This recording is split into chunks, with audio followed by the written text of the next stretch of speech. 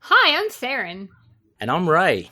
We're your Spider Baby hosts from To Know Her Is to Fear Her, a Spider-Woman podcast, as well as proud members of the collective.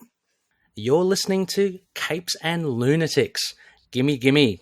Hi, this is Phil, and I'm here to tell you all about the Capes and Lunatics Patreon. Don't miss out on our comic book creator interviews, including our monthly Chichester chats with comic book legend D.G. Chichester, superhero movie brackets in our search for the worst comic book movie of all time, and many, many more specials, all completely uncensored. Access starts for $3 a month, full video when you pledge $5 a month. Check out the link in our show notes or go to patreon.com/capesandlunatics. Hope to see you there.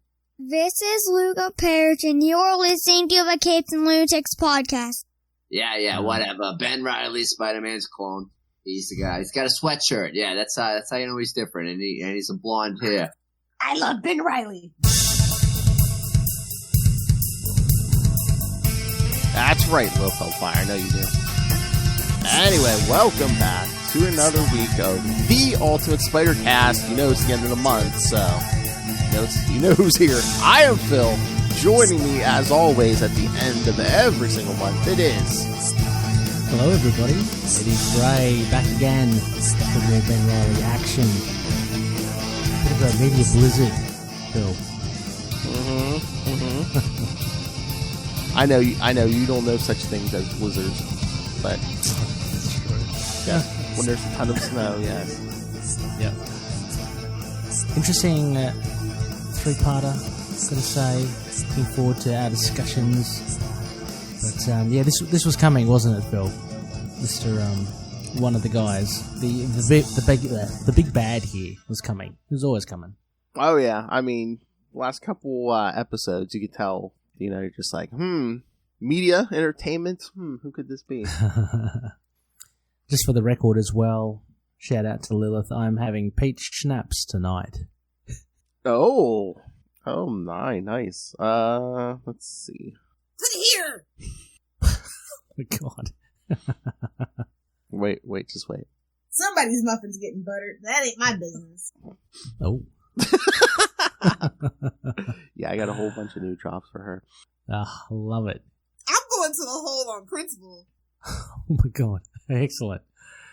Yes. I think she even admits, she's like, I think I'm worse sober than I am drunk. Yeah. All right. So, hey. Either Lilith will do. Sorry? No, I was going to say, have you been reading the news, any new Amazing Spider-Mans? Yeah, I have, but Phil, it's crazy. I know. Just behind. No, I mean, I'm behind in my stuff. So, you guys are very good in reading things on time and all that. I've got a stack next to my bed still, and I've still yet to pick up last week's. So I'm a little behind, but I'm enjoying the Beyond, the Ben Reilly thing, and I don't think it was out since we last recorded, but the Ben Reilly issue 1. Ben Reilly Spider-Man, yeah. Yeah, that was great. It's fantastic. We're so lucky to have, the Scarlet Spider in and amongst the comics these days. Yeah, it seems like, I think everyone's saying, it seems like they're hinting around that Ben's going to get his own book maybe after this whole thing is over, so hopefully. It's a weird, hopefully. I mean, it's a weird one because, I don't know, not to sound disparaging towards Scarlet Spider, but there's no, I don't think there's any call for it. I mean, there's a lot of Spider people already. I mean, there's a lot of spotlight with already, like Spider-Gwen.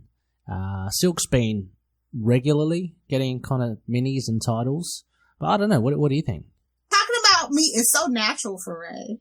I don't know. I think there's a big I don't know about a big demand for Ben Reilly, but it's like, it seems like a lot, they keep going back to a lot of the 90s stuff on the Marvel side, so I'm thinking they're pandering to people our age because... That's true. I read an article not that long ago about how, the article was saying how Marvel's recycling all these things, but how it's detrimental for them in the long run. And yeah, you're right. Actually, Ben Reilly Clone Saga is very much intrinsic to the 90s, and they very much are recycling the 90s. But yeah, I mean, I don't know. Possibly, maybe another mini or another limited series. You know, I again, look, I love the Scarlet Spider, but I don't know. I can't see him being a staple. Maybe kind of like the Thing. Like the Thing's getting 2 miniseries, right? But he's a big. I mean, Ben Grimm's stature is a lot bigger than Riley's, but even he can't sustain an ongoing series. You know, he used to, but not anymore. Well, I just wonder if they're doing trying to do a lot of Spider-Man stuff for this year because it is the 60th anniversary. Mm-hmm. Yeah. Did you? Yeah, for sure. It's like an anniversary for a lot of, like a few, like Ghost Rider has got an anniversary this year as well. So, you know, big year for Marvel. Bring it on. Look, I'd be happy for an ongoing series, seriously. If it's the same caliber as issue 1 of Ben Reilly or, you know, The Amazing Spider-Man, that'd be great. Oh, yeah, did you see? I think they're doing some kind of 2099 miniseries coming up here, so they're going to be doing something with Spider-Man 2099 here also. Yeah, it's good. It's fun times. I mean, especially like you and me, like that vintage, that crop. We're kind of reaping all the rewards now. So it is exciting times. Exciting times to be a pimp. Except for Heroes Reborn, of course. They tried. Maybe they'll reintroduce the collection obsession, Phil. I'd be so happy if they do that. Maybe they will. I don't know how you enjoyed that. I heard you and Justin talking about that. They're like, oh, yeah, it wasn't that bad. But even Justin agreed with the jumping artists and stuff. It wasn't, The artists, yeah, the art, definitely, yeah. But I would love to see Thane Ector again someday, even if he's a little puddle of sludge. I mean, you never know. I mean, LD50 showed back up from that era, so you never know. Yeah, absolutely. All right, Ray, should we jump into these issues? Yes, Philip. These are weird. I mean, these 3 issues. Anyway, let's get to it. Interesting stuff yet again. Back in the 90s when you could get a whole story in 1 month because characters had so many different books. Yeah. That's right, kids. In the days when Spider-Man, Superman, and you-know-who had 4 books a month, yes, you could easily fit in a story. You know, the strange thought, Phil, is that maybe some of the listeners, there are some listeners out there that weren't even born in the 90s. How crazy is that? I know. I know that. Well, that's what I always say. I'm just like when we talk like this, like even like early 2000 stories. I'm like, yeah, that's not that old. But meanwhile, it's like 20 years old. I'm like, oh yeah, years. Mm-hmm. It doesn't seem like it. All right, so let's get to Sensational Spider-Man number 1. Remember, because last time we did number 0. Sensational Spider-Man number 1 of Myths and Mirrors. Whatever that could be. I know. Writer and penciler Dan Jurgens. Inker Claus Jansen. Colorist Gregory Wright and Malibu Color. Letters Richard Starking's Comic Craft. And editor Bob Budiansky. All right, here we're going to do the synopsis. I always hear the music you play on your show in my head when I'm reading a synopsis. On a cold winter day, which Ray prays for these days, Spider-Man stops to pick up the latest edition. We're like freezing up here, and I see pictures of you down there in shorts and stuff.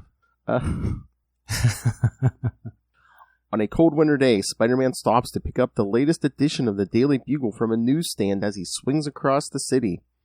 As he scans the front page, he finds a newspaper advertisement for a new television service called Mystery Vision. Although he finds the advertisement interesting, he doesn't have a television that allows him to check it out. With his break over, Spider-Man swings back to the daily grind, the coffee shop where he works in his civilian identity of Ben Reilly. As he does so, he thinks about his recent encounter with Armada and how he wishes he could find a line on him and recover the stolen DIT chip the villain took from Professor Ramirez. What? Thoughts on Armada, Ray? Remember that, listeners? The DIT chip, remember? Mm-hmm. We're following it. We're following up on it. They're going to say something about an Armada. I remember reading this in the 90s. I'm like, we're doing Armada again already? Oh, yeah. Well, I mean, to be fair, though, I mean, we'll get to it later, the next issue with Bagley. He doesn't look that bad. Oh, yeah, no. No, yeah. Yeah, Bagley can polish many a turd. Lipstick on a gorilla. Oh, yes. Inside, the only customer is photography student Jessica Carradine. Okay. Introduce new character. Is she new? Yeah. Oh, yeah, I mean, we've seen her once or twice. But yeah. As Ben whips her up a latte, she notices how dead the shop is, more so than usual, even though it is the Christmas holidays. Shirley Washington figures it must be the new Mystery Vision, as her son Devin is obsessed with the service since it came on the air. Talk about your captive audiences. When Ben serves Jessica her beverage, he notices that she has books on photography, and he tells her that he used to dabble in photography himself. Oh, what a sleaze. What a line, yes. Exactly. The two get to talking, and when he asks why she hasn't gone home to be with her family for the holidays like the other students at Centennial University, she tells him that both of her parents passed away. She particularly talks about her father, who treated her great but died while she was still a teenager. She then quickly can I say though, is a nice relief to finally have a father that isn't, terrible or abusive. Just in comic books in general, fathers seem to be getting a bad rap. That's all I'm saying, Phil. But yeah, it's good to see that, she has fond memories of her dad. Yeah, good dad. Because we were talking, remember, was it Justice? Oh, yeah. Vance, Astrovic, that sort of stuff, just not that long ago. Well, in a few episodes here, you'll find out who the father is, Ray.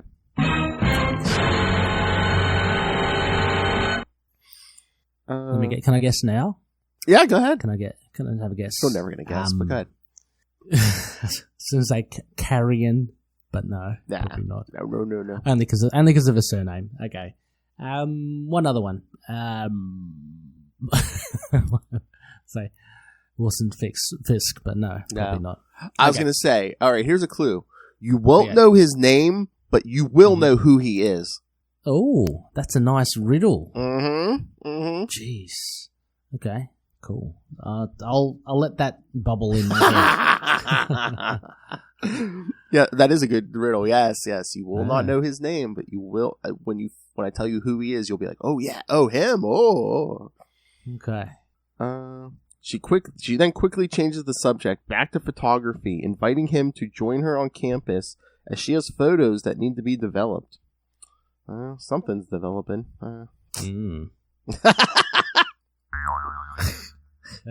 When Ben tells her that he still has a few hours left on his shift, Shirley lets him take the rest of the night off since the place is dead.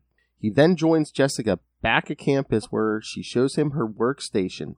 He is surprised to see that she has photos of Spider-Man all over the walls and suddenly recognizes her as the woman who took the wall crawler's photo the night before.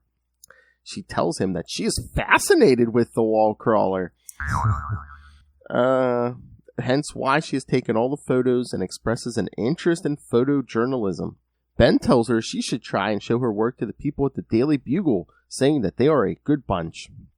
On their way out to the on their way out of the university darkroom, they run into Professor Ramirez, whom Ben recognizes as the creator of the DIT chip that whose life he saved as Spider-Man.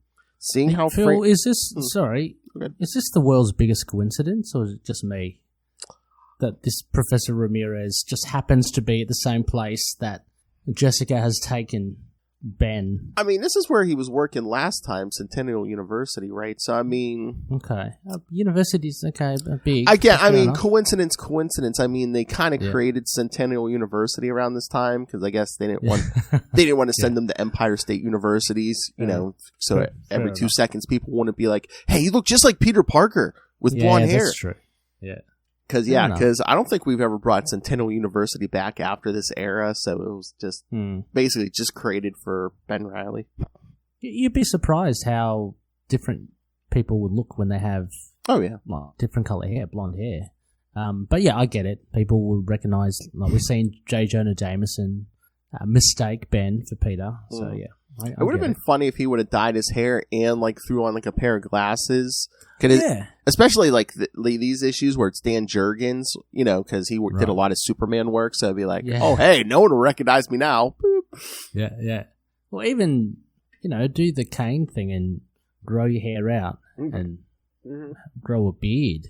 Come on, Ben. Exactly. I don't know. Well, they play with that later. When Peter comes back to town, they say they're identical cousins. Mm-hmm. Even though he's supposed to be a Riley from Aunt May's side. But of course. Yeah. Yeah. Seeing how frantic Ramirez looks, Ben makes an excuse about having to go back to the daily grind so he can slip away and change into his alter ego. Paying a visit to Professor Ramirez in his lab, Spider-Man notices that he is in some sort of trance. Looking at the television screen, he notices that it is tuned to mystery vision. His spider sense warns him of danger.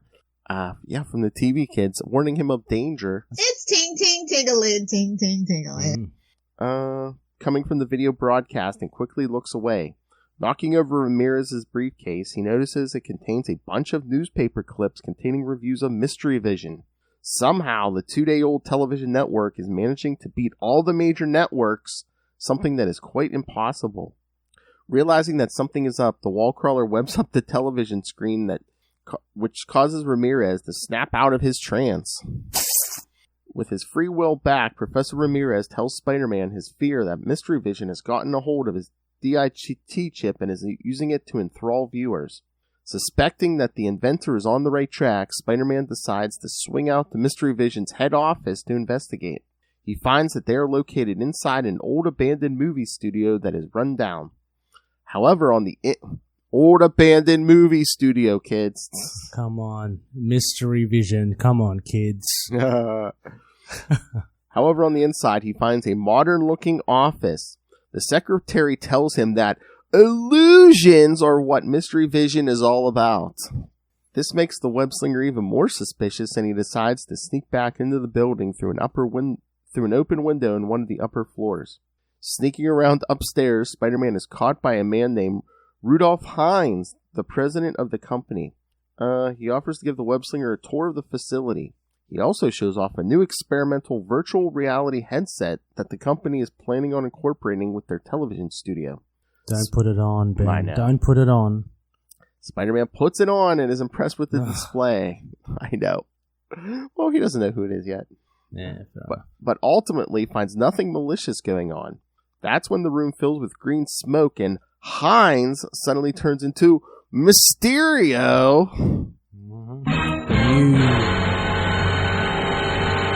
Who had been jamming. The all new, all improved, new look Mysterio. I don't know. Do you like that new look? Is it improved? No, not at all. No. The smoke on his head and all those. Yeah, it screams too much. Yeah, it screams too much of Dormammu or Ghost Rider. I just prefer the fishbowl. And then all those straps on the costume. No, it's too busy. It's too busy. They went too far 90s with that thing. Yeah, which I never would have thought you could go too far with the 90s, but yeah. Oh, I'm gonna wear a gimp mask and murder people. Pretty much. Yeah, but Mysterio, who had been jamming Spider-Man's spider sense since he entered the building, he then tells the wall crawler that he has serious threats to deal with. Suddenly, a cartoon reindeer leaps out of one of the television screens and smashes through the wall and begins terrorizing people in the street. Spider-Man leaps to the window to stop it, thinking about his first battle with Mysterio along the way. When Spider-Man leaps out the window, he sees that the cartoon reindeer has been joined by giant cartoon versions of Santa Claus and an elf. Oh, dear. Mysterio watches from the hole in the wall, completely enthralled by the merging of fantasy and reality, calling it the greatest show on Earth. However, the wall crawler isn't admiring the entertainment value below as his web fluid is frozen inside his web shooters, jamming the mechanisms. He quickly realizes that if he doesn't do something quickly, he will fall to his death. It's again his problematic web shooters. I know, still using that cheap web fluid. What is is that the the whole intent, Phil? Just because it's a recurring theme for Ben Reilly. Is it to show that big difference between him and Spider-Man, about him being a poorer man's version, arguably, like with poorer man's web fluid? Is that the idea? I think it's partially that, and I think it's partially they were trying to go back to basics, because like back in the day, it was always like he was running out of web fluid, or you know. Yeah, fair enough. I think, I'm trying to remember if he ever jammed before, maybe back in the day. So, but yeah, so Ben, yes, as we know later on, Ben will be revealed not to be the real Spider-Man, but he has all of Peter's memories up to a certain point. So yes, he does remember that first battle with Mysterio from Amazing 13. So, which comes in handy, I guess. It does. Intel. Oh yeah, that seems like the new thing now in the recent issues. It seems like they're wiping a lot of Peter out of Ben's head. So okay, right. That's what I'm thinking. They have something planned for Ben, because I think they're going to try to make him his own thing. Yeah, you're talking about all those like like dreams where he's got the faceless. Yeah. All right, so. Any other thoughts on the first one, Ray, or do you want to get to the second one? Just initially on this, and it's probably an overarching idea, but I guess they're trying to use, with the reveal of Mysterio, they're trying to use the television as a medium for illusions and stuff, but I think coupled with that, I found it a bit strange, because it's almost as if I'm assuming they want to make social commentary about TV, in which case I think Jurgens or Mackie or DeFalco are a couple of decades too late, right? I mean, I don't know about you, Phil, but the 90s, I don't think there was any like big concern about people watching TV. Oh yeah, like TV's gonna rot your brain and stuff. Yeah. In our kind of era in the 90s, I think if anything, it was more the gaming. You know, you get a lot of talk about people getting too addicted and invested in gaming. So it seemed like a really old-fashioned idea that underneath the underlying current of this story is TV's bad, and I don't know whether they want to make that a message or not, but that's what seems to be coming across, and I find it a little bit old-fashioned. I don't know about you.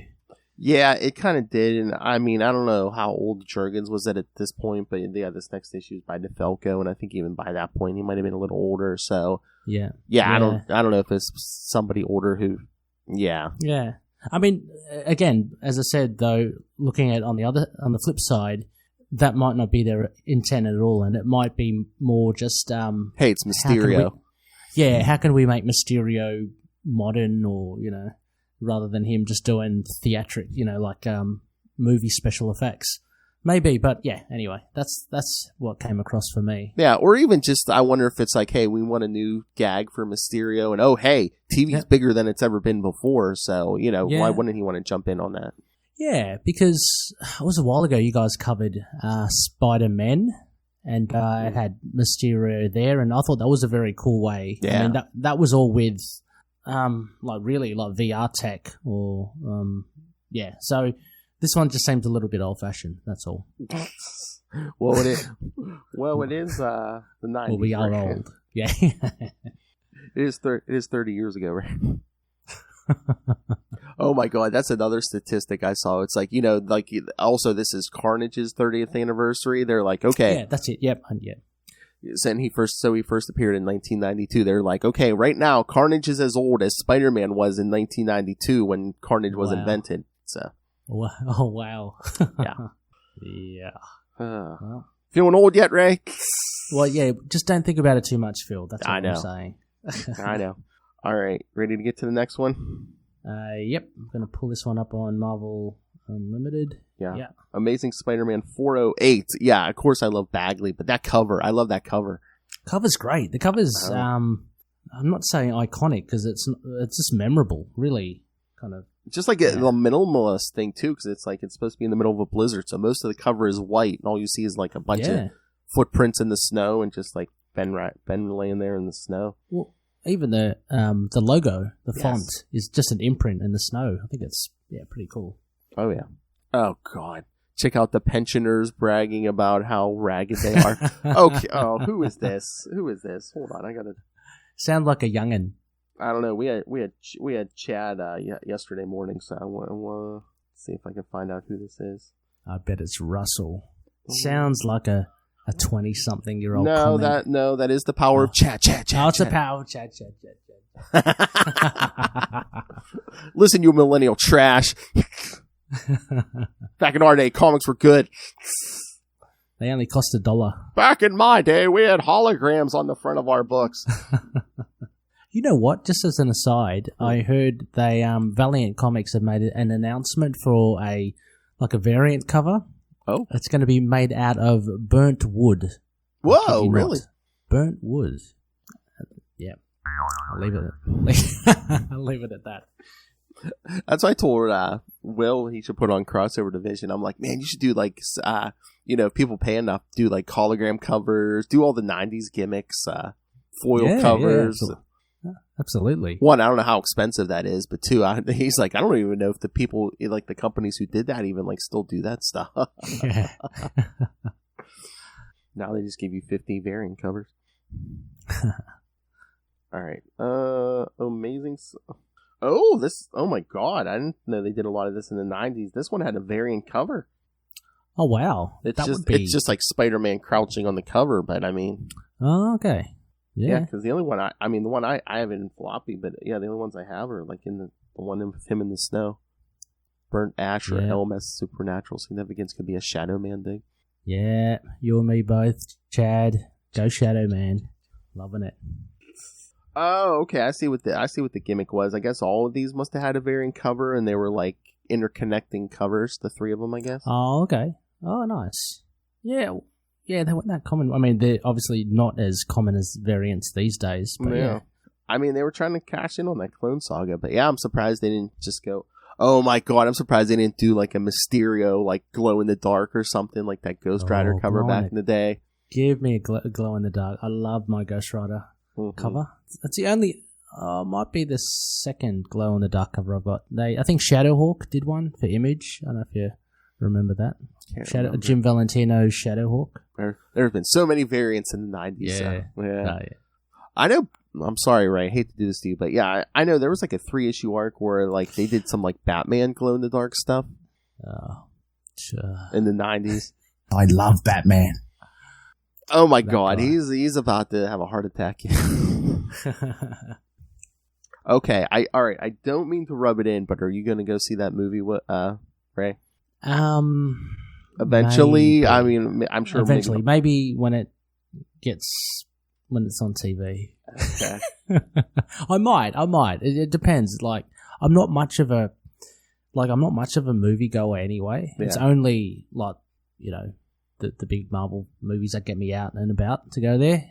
So I saw, as an aside, the DC trailer for, like, it had Flash and Black Adam and Hawkman and Dr. Fate. Oh, that looks awesome. I'll watch Dr. Fate. I'll watch, and my recent kind of curiosity for the Flash. So I'll watch the Flash because it's got Michael Keaton in it, doesn't it? Yeah, Michael Keaton. Yeah. Batman's going to be in it. Yes. Yeah, it's awesome. I know. Do that. I'll watch that, Phil. That answers your question. I'll watch those. Okay. Yes, because they said the Batman is going to be almost as long as Endgame. Really? Mm-hmm. Wow. God, what are they going to do? I don't know. Maybe they're trying to compete, Ray. Almost 3 hours of the Batman because, Moon Knight's getting his own 6-hour, probably Disney Plus thing. So when does Batman comes out before? Yeah, it's March 4th. Yeah. So I can't use Moon Knight as an excuse to. I'll be rewatching the series. I can't. Yeah. Okay. I don't think anyone expected you to go see the Batman, Ray, especially opening weekend. No.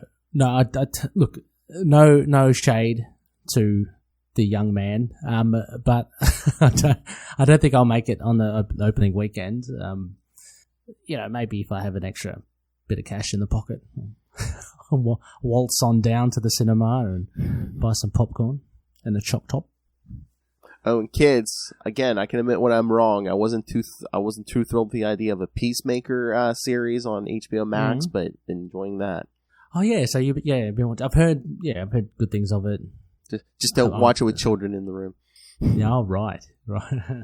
It's kind of like violence language. There was a sex scene in the first episode. Yes. Right. Yeah. I heard it was kind of like Deadpool-ish. Kind of, so, yeah. And again, go check out our Annie Chang interview from Peacemaker. Blowing up the YouTube, kids. What a scoop. That's great. All right. So should we get to the next one, Ray? Yeah. We have one of these. We have some millennial trash in the chat room. We need to keep his attention. Amazing Spider-Man 408. Impossible Be My Dream. Writer Tom DeFalco, penciler Mark Bagley, inker Larry Malstead, colorist Bob Sharon, letterer Bill Oakley, and editor Bob Budiansky again. I'm just going to say it at the outset, Phil. This is probably my favorite issue out of the three.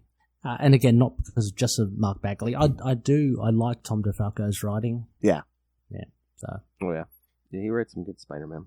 Tossed out of the Mystery Vision building, Spider-Man attempts to break his fall with his web shooters, only to discover that they are jammed. With no other choice, the wall crawler tries to break his fall by ricocheting off the sides of buildings in order to slow his momentum. Ultimately, he slams into the side of a building too hard and knocks himself out. Thankfully, he manages to cling to the wall to prevent himself from falling to his death. That's an interesting visual. Yeah, he's like hanging there with one hand, and it's like basically just like flapping in the breeze. Yeah. I was about to say also as well, it's a noticeable difference. He doesn't have the little web wings that Spider-Man does. So, yeah. That would have helped, I think. Mm-hmm. This is observed by a drone piloted by Mysterio from inside Mystery Vision. He's delighted to capture this all on film. Further, he has managed to affix receivers for his digital imagery transmission chip so he can make the wall crawler see anything he can imagine. Not wanting to bore his audiences, Mysterio decides to cut to Rikers Island. Okay, kids, here's what Ray's been waiting for. There, the criminal known as Armada is being transferred from the NYPD to some guardsmen from the vault. Or so it seems. Don't be fooled. As soon as the police officers leave Armada in the custody of the guardsmen, they turn out to be two of Armada's robots that disguise themselves with holograms. After getting his bonds removed, Armada puts on his costume and breaks free from the prison. As he flies toward Manhattan, Armada looks forward to tracking down and destroying Spider-Man. And once again, kids, I'm going to go on my rant. Yes. Why did we get rid of the vault? It was in the middle of the country, in the middle of the woods. Mm-hmm. Not too close to any, dwellings or anything like that. Now we have the raft in the right off of New York City, like the most populated city in the country. Makes no sense to me. It does, yeah, exactly. I just want to say as well, Phil, Armada's costume, I can't totally pinpoint it from previous, but is this a Bagley upgrade, or does it look different to you? Or it might be just because it's. I don't know when Bagley tweaked on this, or it's just everything looks better in Bagley. But yeah, I think maybe. Look, I just don't want to nitpick. I think maybe he's defined the nose a bit more from memory. I thought he had just more of a straight visor across the face, but anyway. Yeah, I don't know if Bagley streamlined them maybe. I don't know if the armor looked bulkier before. In Bagley we trust. That's right. That's an interview I need. Bring me Bagley! Yes.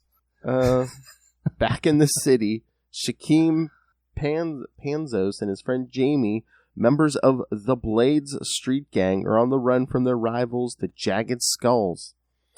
Okay, no offense to Tom DeFalco, but I the whole episode I could just hear, when you're a jet, you're a jet. Just the West Side Story. Like this old man trying to write these street gangs. Yeah, that's what I was conscious of that as well. Outnumbered, the pair decides the best course of action is to split up. High above, Spider-Man comes to and discovers that his gambit pays off, but he has dislocated his shoulder as a result. That's when he overhears members of the Jagged Skulls cornering Shaquem and leaps down to his aid. That's when Mysterio begins manipulating Spider-Man's vision, making the gang members look like monsters. Suspecting that these are constructs created by Mysterio, Spider-Man lays into them. From the control... Which is pretty... that's pretty... when I was reading it again, and I know I'm just geeking out by getting into the details, but I was thinking, he might be just using full force against these guys. Oh, yeah. Lop a head off. Yeah. Exactly. If he thinks these are robots or something, he could have been swinging full force. Yeah. Yeah. That one had gone good for Mysterio. From the control room at Mystery Vision, Mysterio gloats, because that's what he does, knowing that this will keep television viewers glued to their screens and under his control. He then contacts Armada and informs them of the location of Spider-Man, but intends to ramp up the drama before allowing his minion to slay the web-slinger. By this point, Spider-Man has defeated the gang members, but Shaquem is less than happy to have the wall crawler coming to his rescue. Spider-Man isn't interested in dealing with the drama and points out that Shaquem will be on his own when the members of the Jagged Skulls wake up. Realizing that Spider-Man has a point, Shaquem decides to tag along with the wall crawler. Soon after they are gone, the recovering gangsters are met with other members of the gang who are told that the Blades have backup from Spider-Man. This is not well received as their leader is unhappy to hear that the masked hero is interfering in their turf war. That's when they are joined by Armada, who offers his assistance in destroying Spider-Man. What a team up. I know. I mean, I guess you need help against Spider-Man, but I'd be like, yeah, who are you again? Yeah, exactly. Why are you here? Yeah, exactly. Not far away, Spider-Man struggles through the heavy snow and blowing winds. He wishes that he'd put some kind of insulation into his costume. To get his mind off his pain and discomfort, Spider-Man asks Shaquem why he joined up with a street gang. The youth tells him that in this part of the city that you need to join up with a gang in order to survive. Learning that Panzos wanted to become a lawyer, the wall crawler says the young man still has time to go back to school and get an education. Yeah, that was a topical reference because he throws out the name Johnny Cochran. Johnny Cochran, yeah. Actually, there were a lot of kind of pop culture references throughout these three. That was one of the main ones, but there were, I don't think there were movie references. I can't remember, but there were a lot of very dated, so to speak, references now. I love this classic. This is just your classic, do right, work hard, study hard, and be good. It's very simple, but for a Spider-Man comic, it works. Yeah, I think, and you've got bloody Armada in there as well. So yeah, this is like a classic DeFalco. So I know a lot of times he tries to teach you a lesson, and every couple stories, sometimes he'll throw in like topical references like that. Yeah. But their conversation is interrupted when Shaquem spots Mysterio's drones. Suddenly, they are ambushed by members of the Jagged Skulls. Caught completely off guard, Spider-Man wonders what is wrong with his spider sense. Moreover, he is still seeing the gang members as monsters. Realizing that his perceptions are being manipulated, Spider-Man thinks that the drone might have something to do with it and destroys it. However, this doesn't solve the problem. He is then ambushed. Eat your heart out, Bullseye. That's what I was thinking. I know that shot he takes. Yeah, pretty good. Yeah. Mm-hmm. Yeah, just chuck something through there. He's then ambushed by Armada. As Spider-Man fights against Armada's robots, Shaquem watches from the relative safety of a nearby alley. He is joined by Jamie, who points out that all of the Jagged Skulls have been knocked out by Spider-Man, and they can score a reputation by killing them all while they are down. By this point, Spider-Man is jolted by a laser from one of Armada's robots. He's getting done. He's getting smashed. Yes, he Ray. is. Yes. I love it. Smash it! Seeing the wall crawler in trouble, Shaquem tells Jamie that they should help him. Jamie isn't interested in helping Spider-Man, so Shaquem knocks him out and takes his gun and shoots at Armada. The bullets bounce harmlessly off Armada's armor. As he turns to gloat, this distraction is enough for Spider-Man to break free and ambush Armada. Overpowering his foe, Spider-Man then rips off Armada's chest plate, removing the power source of his armor. It's one way to do it. Because Armada was saying, I've recharged, whilst, our fight occurred. He said, I'm going to, I've got more than enough power to destroy you. What does Ben Reilly do? Well, I'm just going to rip apart your armor. Yeah, I know, that is a nice visual, too. Yeah, nice Bagley him ripping that armor off, yeah.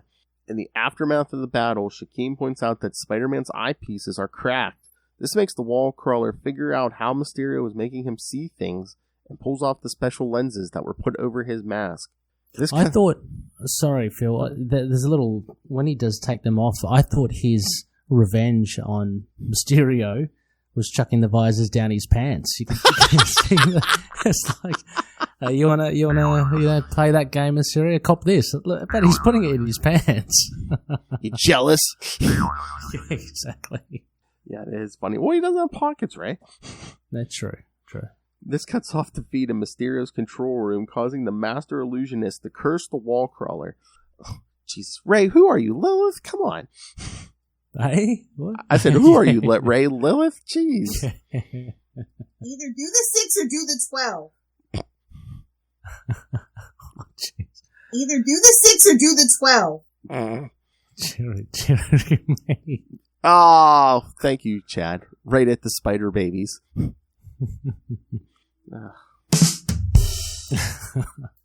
Never say that with innocence again, will you, Ray?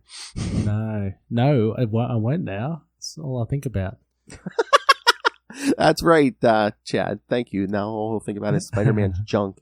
So welcome back, Spider Babies. You know what I'll be thinking about. Stay tuned, kids. Yes, part 11 of the Devil's Reign Part 11. tie-in will be the next episode of To Know Her Is to Fear Her. Yes, be a lot of fun. Boy, I can't wait till it's all over. We can do that round table. Yeah, me too. Actually, just to pull it all together, because we've all got our own thoughts from the different parts. But I've been reading through all of them, so yeah, me too. Yeah. Oh my God! And I can't wait till we're all in a room with Russell. Oh my! I don't know if you've been listening to Russell, but he's been very obsessed with Kingpin. How's he put it? Kingpin's titties. Yeah. Okay. Still, he has more tricks up his sleeve that will bring about the end of the wall crawler. Back outside, Shaquem realizes that being in a gang is not the right move and decides to leave that life behind and follow his dreams to become a lawyer. Aww. Good on you, Shaquem. When Spider-Man asks Shaquem how he'll survive on his own, the youth tells the web-slinger that he will find a way. Spider-Man is certain he will, but decides to get him a helping hand. He webs up Jamie, and when the gang members wake up, he tells the gang member to send a message to both the Jagged Skulls and Burning Blades that Shaquem Panzos is off limits. Jamie agrees to send the message. With this task done, Spider-Man Spider-Man finally manages to unclog his web shooters and swings off in order to deal with Mysterio once and for all. Oh yeah, Winter Soldier was a good issue, Chad. It was, yeah, very good. I thought that was a nice little gimmick there with the whole Kingpin like asleep. Yeah. So I mean, I already said I feel that this issue was pretty cool for me. I was just having a little look back as well, and this whole issue we get the full unadulterated Ben Reilly. Mm-hmm. Like there's no Ben Reilly without, it's always just Spider-Man, which is pretty cool. Because I was thinking, was it a little bit not weird, but we didn't get like a follow up to Jessica from the first issue, which we'll get later on. But I guess because this issue was pretty much all action. I mean, we got Spider-Man falling from the heights to begin with, and he's pretty much just battling the whole way. So yeah, I think more enjoyable issue. Very kind of classic in that sense, as we said, of DeFalco's storytelling. But yeah, it was enough there. I mean, again, Armada's purely forgettable as a villain, and I'm not digging the Mysterio look. He looks like a pseudo Sorcerer Supreme. Oh, yeah. Other than that, well, I really enjoyed this issue. Oh yeah, I mean it was kind of pretty much pure Spider-Man because it pretty much could have been at either him or Peter. Yeah, you really didn't get a lot of like you said, any of the Jessica stuff or Daily Grind. But I thought it was pretty good, especially since it's like the middle of an arc. Yeah, and it's kind of moving along. And this is Testament back in the day, 2 parts, and we're getting like a full story. I mean, I didn't mention that in the first issue as well. I did find it a little bit dialogue heavy. And you could say that DeFalco's one was as well, but I didn't mind it as much as the first issue. But I think you have me realizing here. I'm always like, why don't modern comics move as fast as these issues did back in the day? But maybe they move at the same pace. But when Spider-Man had 4 monthly books, I guess maybe storylines seem to move quicker because you had so many books a month. Well, yeah, I mean, like the Beyond arc is moving really quickly. I feel, and that's because we're getting. It's not like you have to wait a month or whatever. So Yeah, I think that's very much part of it. All right. You want to get to the last part, Ray? Yeah, let's do it. All right. It all wraps up in Spider-Man 65 Unplugged from February 1996. Writer, our buddy, Howard Mackey. Yep. Penciler, John Romita Jr. and Tom Morgan. Inkers, Al Williamson and Dick Giordano. Colorist, Kevin Tinsley and Malibu's Hughes. Letterers, Richard Starking's Comic Craft, and editor, Eric Fiend. Alright, after discovering that Mysterio had been using his mystery vision to manipulate his senses and the senses of those all over the city, Spider-Man swings toward the old theater that acts as the villain's base of operations. When he forces his way into the building, he finds that it is nothing but an abandoned theater. The thriving television network he saw earlier was nothing more than an illusion. With no sign of Mysterio, Spider-Man decides to go home and get some rest, confident in the knowledge that he has the perception-altering lenses and that his foe affixed to his mask, as they might come in handy later. It's going to keep him tucked in his pants, I guess, Chad. Yeah, exactly. Next to the Spider Babies.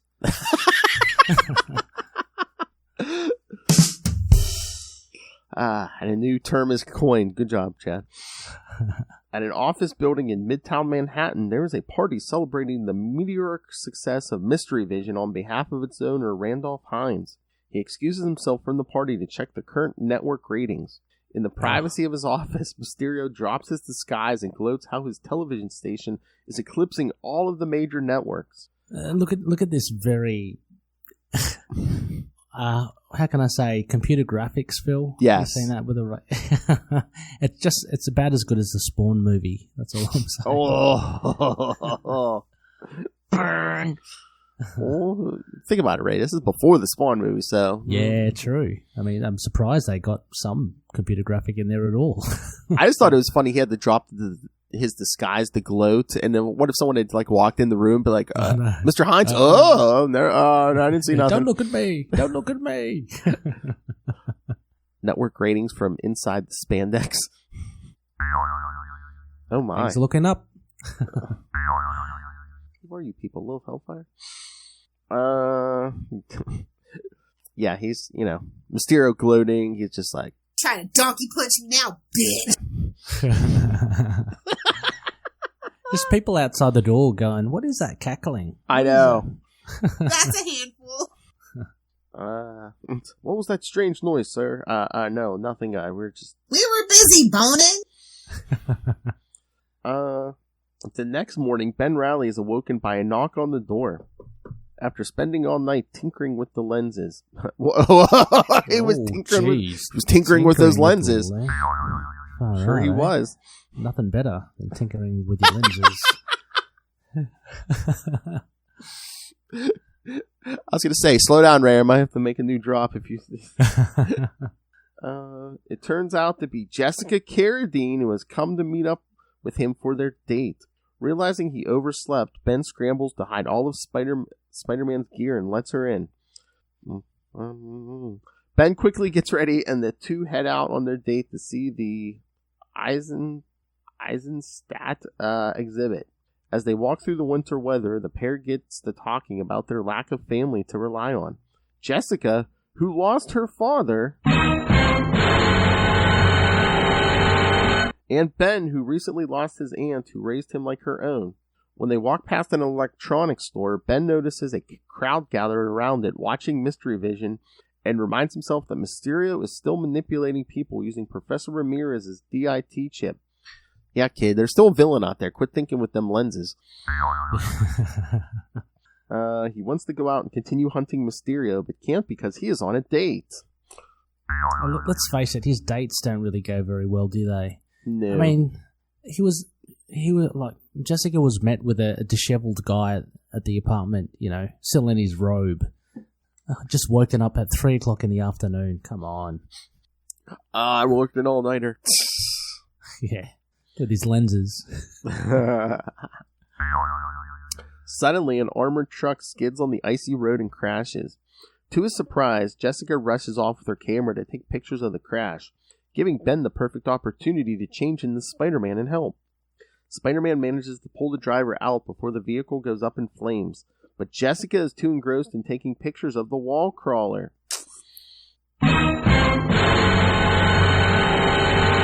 He finally convinces her to get one of the police officers standing by the electronics store to help. However, when she finally does so, Jessica is so entranced by the television's broadcasting mystery vision. The wall crawler uses his webbing to block the television screens to snap everyone out of it. With help on the way for the injured driver, Spider-Man slips away to change back into Ben Reilly. Luckily, Jessica wants to remain on the scene to take photos, putting an end to their date and allowing Ben to continue his search for Mysterio. On his way to the apartment, Ben stops at the Daily Grind to check on things before going out as Spider-Man. There he discovers that both Shirley and her son Devin are enthralled by the television. However, this is not the case with Buzz, the Grind's regular customer. He tells Ben that Shirley and her son were so engrossed by the television, he had to serve himself. Yeah. There's also this thing that just reminded me. So Buzz and Ben and Jessica, like that day and age back in the 90s, and saying, "Oh, I don't have a TV." It's like, seriously, I don't think anyone didn't have a TV back then. You know what I mean? Oh yeah, I know. I know people now choose to not have a TV and stuff, but again, it's that kind of antiquated notion of, I don't have a TV. No, I think in the 90s, I think most people had TVs. Oh, so, yeah. I couldn't name you one person I knew who didn't have a TV. Yeah, I mean, and Ben Reilly, I mean, of course, well, maybe if you're a superhero, things are different, but, he's got a steady-ish job. He can pay the rent of the apartment. Surely he'll have a TV, but, yeah, anyway. Yeah, I think it was just before this job, he was so poor he didn't have a TV, and then plus it's like, I'm always so busy as Spider-Man, I don't have time. Yeah, well, that's that's probably it. When Ben asks how one could stop the transmission of Mystery Vision, Buzz points out that they would need to take down all the transmitters. Coming up with an idea on how to find this transmitter, Ben rushes out of the coffee shop to change into Spider-Man. He then pays a visit to Dr. Ramirez at Centennial University, who cobbles together a device that will allow the wall crawler to track the signal. Yeah, with those lenses, right? So, yeah, he's tracking you, Mysterio, with what's in his pants. Exactly. At Mystery Vision's true headquarters, Mysterio continues watching the ratings. Look at that rating. Look at the rating skyrocket, the green one. It's through the roof. I know. Oh, good point, Chad. Even Eddie Brock had a TV in his apartment after he lost his job. Yeah. Yes. Absolutely. Although, in the comics, he did not work at the Daily Bugle. But yes, I get your meaning. He gloats over how the blizzard outside is forcing people indoors, making them more susceptible to his hypnotic programming. That's when the security system detects Spider-Man's approach. When the web-slinger tries to destroy the transmitters, Mysterio uses his illusions and energy weapons to try and keep the masked hero away. Yeah, he has repulsors for some reason these days. Although Mysterio's attempts knock Spider-Man back down into the office, he also ends up blasting his transmitter as well. Oh, you idiot. You never changed, Mysterio. The commotion draws all the partygoers to come and see what's going on. Mysterio resumes the illusion of Randolph Hines in order to get them to call the police on Spider-Man. However, everyone is more interested in the ratings that they are suddenly dropping like flies. Oh no. Although Mystery Vision is still broadcasting, Mysterio's stray blast has damaged the subliminal broadcasting channel. Seeing the broadcast with clear minds has made people realize that Mystery Vision is not very entertaining, and they are changing the channel in droves. Utterly defeated, Mysterio is webbed up by Spider-Man, who then takes the villain into custody. Dropping flies. What? Yeah. What? Are dropping flies? They're dropping like a stone. Huh? Anyway. So this was clearly before the advent of Netflix or, Disney Plus. Oh, yeah. Because, yeah, I doubt the rating systems would work really. So those other ones, I mean, just to clarify, and I am an ignorant Australian, there's other ones, ABC, what is it? Can't even see ABC, CBS, and NBC, yeah. Yeah, they're all free-to-air networks, right? So we're talking about we're talking about Mystery Vision was a free-to-air network. I guess. I mean, but what a silly thing, now because of streaming and platforms. Like no one watches free to air now, right? I don't know. Don't tell that to Charlie Esther. Oh, okay. Sometimes he does. Well, he has like cable, but he also sometimes, yeah. I only watch it for sport, like free to air sport. That's about it. But well, that's like even the local stations that are free to air here are on my direct TV. So just watch it that way anyway. But yeah. Anyway, I don't want to get hung up on these TV ratings. Phil, I mean, this ended with a vital message at the end. The best way to exercise it is with the remote control. Oh, you can change the channel. The choice is yours, kids. The choice is yours. Yeah. Well, what did you think of this last one? It was interesting. I mean, you kind of knew where it was going to go, but yeah. It just I think we have Mysterio as the antagonist, but by having what he does to be people just being hypnotized by TV, it's a little bit not. I mean, because they're harmless. Like there's no threat to Spider-Man other than when he finally goes to see Mysterio and they have a fight, and then Mysterio bloody shoots himself in the foot. Really. But yeah, just by having these people just become very docile and kind of zombie-like, I don't know, a little bit silly. well, again, it's like, do you really want the, this means of hypnotizing people in the hands of someone like Mysterio? I guess, it shouldn't be in the hands of anyone, but yeah. Yeah. But this is all for his cry for wanting to be popular, right? There's no other. Is it? I guess it's making him money. I guess that's what he's doing, right? Is it? I mean, but because you figure if your network's beating all like the regular the big stations, I mean, people are probably paying you a ton of advertising money for commercials and stuff. So we're talking about this would have to be entrenched for months or something for at least for Mysterio to reap some sort of benefit. But anyway. Look at today. I mean, kids, we're recording this on the morning of Super Bowl Sunday. I mean, the Super Bowl is like the most watched thing here. It's like, I forget, what is it? Chad, do you have the figure? It's like for a 30-second commercial. It used to be $1 million. I think it's over $1 million now. So it might be like $2 million or something for a 30-second commercial during the Super Bowl. Yeah. So, I mean, that's what I'm saying. Yeah. I mean, you get the good enough ratings. Yeah, he's probably raking in money just for commercials. And that's true. Okay, so it is a bit of a money-making scheme. Yeah. I mean, he's always in it for the art anyway, but yeah, I'm sure he's making money. Yeah, and for the ego, I guess. But yeah, I mean, I think it's just apt that he gets done by himself, blowing up his own transmitter. That was good. It was fun. It's always fun to see Spider-Man fight Mysterio, but in this one he was a bit of a weird one. That's all. It was cool to see the dragon, that sort of stuff. But I mean, and then Spider-Man going, I know it's not real, but then he gets zapped by the thing. But I don't know, mixed feelings about this arc. Yeah. I think Romita Jr. did some. Again, he does great Spider-Man. Oh yeah, it's not a problem with that. Oh, good point, Chad. Because I think this was the same year, a bit derived from Riddler and Batman Forever. Right. Like Jim Carrey. Because, when was this? I've never seen that. Oh, February 96. It was from 1995, so that movie. Right. So that's... Right. Oh, you didn't see Jim Carrey Riddler? Okay. Just bits. I mean, he looked pretty cool in it. I'd go back and watch it just for, Jim Carrey. That one and the one after was just, little too... Not the one with Arnie. Arnold as Mr. Freet. Yeah. Nice to meet you. Yeah, that looked absolutely terrible. Oh my God. George Clooney as Batman, he didn't even try to alter his voice at all.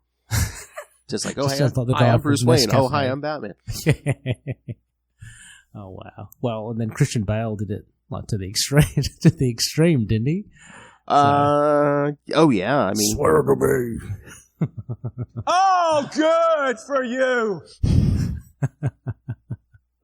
Oh yeah, Will still does that. Swear to me.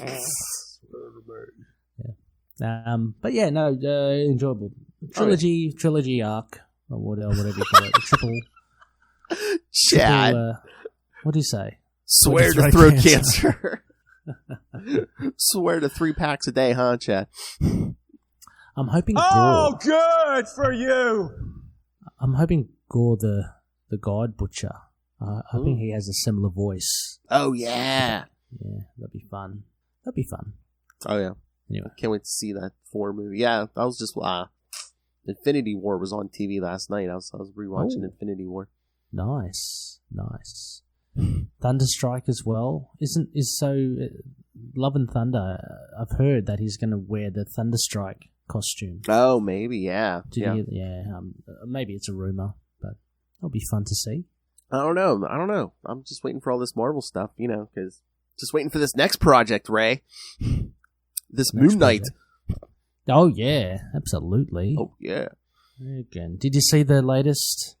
Reveal image from Empire? Yes. Oh yeah. Oh yep. Yeah. Mr. Knight. Yeah. Mr. Knight. Crazy.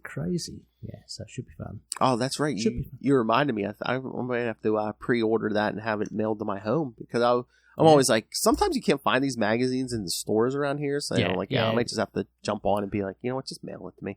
Yeah, it's a bit of a risk to just hope that it arrives in the stores. Yeah. But yeah, I mean, as far as Media Blizzard goes, how do you rate it? Do you have mixed feelings as well, or? I mean, yeah, a little mixed feelings. Again, it's a very cliche Mysterio, but again, it's a story of the '90s, and again, even though he thinks he's fought him before, this is pretty much like Ben's first battle with Mysterio. So yeah. Well, at least solo because he was in that Sinister Six thing. Yeah. I mean, sorry. I was gonna say the most interesting thing. We'll see if my views line up because I was looking. Lilith and I actually did cover this for Mysterio month back in episode 30. Oh. So about 135 episodes ago, kids. Yeah, we covered this. I'm gonna listen to it. You know what? I'm gonna put a link in the show notes. So yes. Do it. Yes, kids. Not only will you get Ray's opinions, yes, you'll get Lilith Hellfire's views on this story arc. I think was it like from 2018 or something, maybe. So yeah, I bet you she would be scathing of this. Wait for her to say, "What the hell is this?" Exactly. No, I'm going to listen to that as well. It'll be interesting to hear what your thoughts. Your thoughts are. I mean, look, just final thoughts as well. I think it is cool that we get 3-issue story arc, but I mean, and there was a connecting thread as well. But the first two at least seem like really different, like just standalone stories, and they could be because the second issue, The Amazing Spider-Man, was very much about Shaquem as well, and they had the gang and Armada, and then Armada is just like totally missing in the last issue. So they seem very... And I guess it's because they're 3 different titles. Maybe that's the reason why they seem to be so standalone. But there's a little bit of disjointedness in that aspect. But having said that, I mean, the whole media, Mystery Vision and Mysterio worked well, throughout the whole thing. Well, yeah, that's the thing, too. That's the nature of the beast, because we got 3 different writers on each... you got a different writer on each issue, so... Yeah. So, I'd give it I'd give him a B-, I think. Yeah, just a little bit above average, or maybe even just average, maybe C. How about yourself? I think you nailed it with the B- range. Yeah. Again, a serviceable story, but nothing like original or I think it's a lot of it is just it seems like a formulaic Mysterio story. Yeah, kind of. But except this time he's using television. Yeah. Yeah, and subjective as well. Granted, like as we mentioned, I'm not the biggest fan of this iteration of Mysterio, so didn't really appreciate his look. Maybe I would have given a little bit more if he had his old fishbowl. But, yes. Yeah. And again, I mean, there were bright spots like the Bagley art. The Felko trying to give us a after school special. Yeah. Yeah, and the Romita art, I really enjoyed that art. So, and I know you could arguably say the introduction of Jessica, just another little thread to kind of pull that and figure out what's going on with that. So, yeah, it has enough in there. Hey, Lilith, you got to watch that video. Ray was pulling at it. No. Yes, I was. All right. So are we done? Yeah, absolutely. All right. So, kids, next month I think we get 5 Tuesdays. So we get 4 episodes of me and Lilith Hellfire, and then Ray will be back in that 5th episode. So, all right, Ray, mark your calendar. Yes. This is the end of February, so next episode will start March because Lilith Hellfire demanded it. Man Thing March. Ooh, love a good man thing. Hey-oh! So that's right. Marvel's weird with the scheduling, so we're gonna throw in the Devil's Reign Spider-Man crossover whenever it comes out. So okay, that'll be there. But for the Man Thing stuff, starting next week, we'll be doing Marvel Team Up 68. Oh, so close.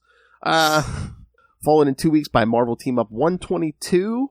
And then in 3 weeks, Marvel Team Up number 4 from 1997. And then Lilith and I will wrap up that with Peter Parker, the Spectacular Spider-Man, or Peter Parker Spider-Man 1999 annual number 1. Mm-hmm. And then you all may say, well, what's Ray going to be covering next month? Well, Ray and I will be covering one issue, Spider-Man Team Up number 2, Ben Reilly's team up with the Silver Surfer. Oh, awesome. Mm-hmm. I thought you'd like that. Yes. We can, I'm sure we can wax lyrical about that. Yeah, just the one issue. Yeah, love it. Awesome. Oh, yeah.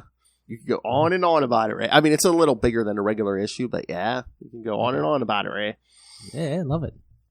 All right. So, yeah, send your thoughts for that issue or all of the Lilith Hellfire Man Thing stuff. Email us, Capes. Email us, capesandlunatics@gmail.com, or call the voicemail 614-382-2737. That's 614-38-CAPES. And remember, you can always follow Ultimate Spider-Cast on Facebook, on Twitter. Go join the Web of Spider-Man Facebook fan group. I believe, what are we at? 3.4 thousand members, I believe. Holy moly! I know. Every time I say that, Lilith goes, "Suck it into the night." No, very well done. That's awesome. Yeah. I know, kicking the Batman groups, but So find links to all that, all the links to all the social medias we do for all the shows. Links to this YouTube channel. Every episode gets a video. So like I keep pushing the Annie Chang interview, which is doing really good on YouTube. You can see what Ray looks like. Yeah. You don't want to, don't worry. That handsome devil. Oh my God. Was it yesterday? Chad, was that you? Somebody, I know we were, I think it was yesterday. Were we talking about like, big hair or something, or like disheveled looks, and like, was that you, Chad? It was like, have you seen Ray lately? Called you a hairy man beast, man. Oh, jeez. Stash joke. Yes. Stash joke. A mustache joke, yeah. I feel like one of the visors. What do you want him to look like, a baby face? Come on. Yeah, come on. Yeah, come on. So find the YouTube channel. Most important, if you can, please subscribe to our Patreon. We're out here on our own these days, paying for this ourselves, so every little bit helps. But $3 to $5 gets you the exclusive content, early access to creator interviews. Mr. DG Chichester is here talking to me. Well, they're talking to me and Lilith every month, so you do not want to miss that. He gets the good mic out for us. I got the good mic out for you guys. Oh, yeah, I'm going to start dropping a bunch of those because I haven't put them on the regular feed yet, but those are coming, kids. So yeah, check out that. Please, if you can, subscribe to the Patreon or pick yourself up some Capes and Lunatics and Capes and Lunatics Sidekicks merch. It's all at Linktree, linktr.ee/Capes and Lunatics. And if you think I was long-winded, just wait. Ray, where can we find you and your mini podcast? No. I'll keep it short and sweet. The best way to contact me is via Twitter at RayRayPod, REYREY pod. Then you can see links and stuff to the other shows, Into the Night, the Moon Knight podcast. Very excited at the upcoming TV show at the end of March. We've got about one more month to go.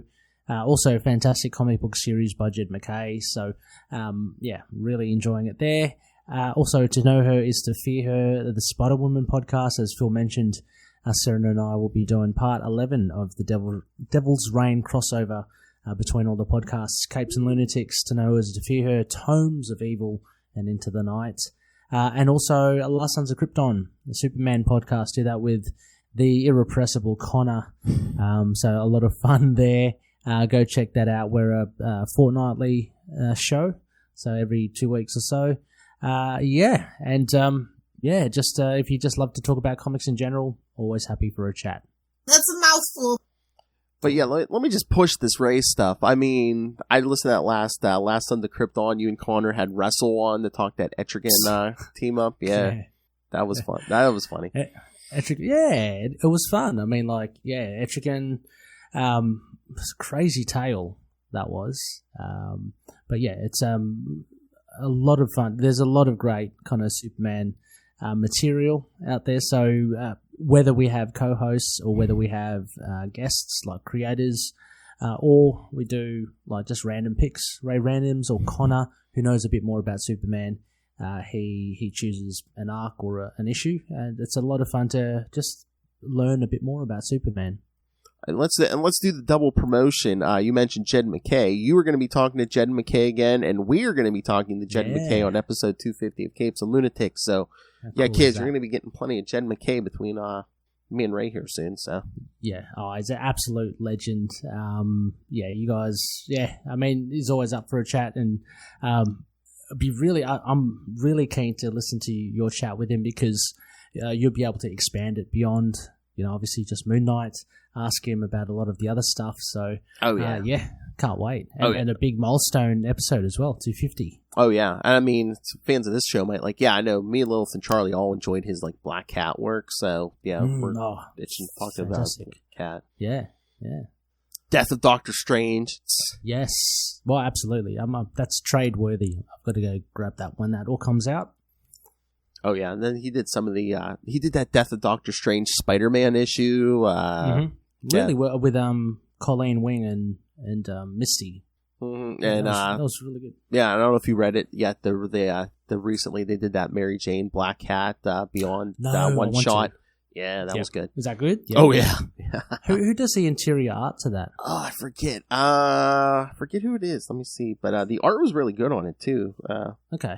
But I mean, Jed McKay, man. Anytime you look anymore, it seems like he's doing every other Marvel book. Yeah, and he's getting better and better. Not that he was bad before, but he's really honing his craft. Yeah, and sometimes it seems like some writers are good in certain genres, but I mean, he can do the street level stuff with Spider-Man and Black Cat. He's good at the Doctor Strange stuff too. So Ray just wants to know who drew the cat suits. Guilty as charged. I've got to say, guilty as charged. Hold on, I'm pulling it up now. Carlos Vila. Oh, okay. Yeah, cool. Penciler awesome. and inker Carlos Vila. Yes. Nice. And yes, kid, there was multiple covers to that too. So. Mm-hmm. Oh, I'm gonna have to pick it up for sure. But no, it's a good issue. Nice. And Jed gets the jokes too, because at the end, Peter was still in this hospital bed. He wakes up and there's Mary Jane and Black Cat sitting there. And he goes, "Oh, this dream again?" He's like, "Oh, just be gentle with me." Yeah, he's awesome. He's good. He's a great writer. I love it. Yeah. All right. So, should we get out of here? Yeah. All right. Yeah, Ray's got to go to bed. It's on the other side of the planet. It's almost bedtime. Dreaming about Mary Jane and Black Cat. Hey-oh. with a full lens in his pants. All right, kids. Speaking of which, kids, remember, come back next week. We start Man-Thing March. Because Lilith demanded it. But until then, swing on back. Whoop.